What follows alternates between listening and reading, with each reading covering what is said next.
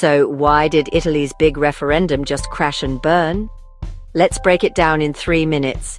Italy just held a national vote. On paper, it was a pretty big deal. Voters had a chance to decide on 2 hot-button issues, making it easier to become an Italian citizen and beefing up workers' rights. But here's the plot twist: almost nobody showed up. Only about 30% of eligible voters actually voted, way below the 50% minimum needed to make the referendum stick. In some regions, like Sicily and Calabria, turnout was as low as 22%. That's like throwing a party and nobody RSVPs. So what was on the ballot? One of the key proposals was to cut the residency requirement for citizenship from 10 years down to 5. Activists wanted to bring Italy in line with other European countries because, let's face it, 10 years is a long time to wait to become a citizen.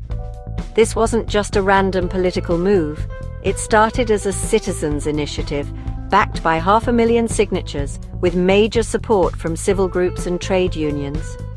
But the government, led by Prime Minister Giorgia Meloni, wasn't exactly cheering from the sidelines.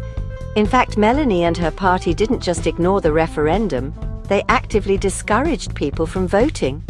She called the current citizenship law excellent and very open, which is up for debate, honestly.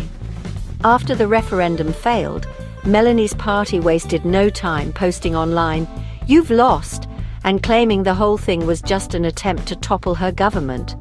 The opposition, on the other hand, called it a deep, serious and avoidable defeat. They say low turnout is a huge gift to Meloni and her allies. And let's not forget the cost. Millions of ballots mailed out, especially to Italians living abroad, basically went straight into the recycling bin.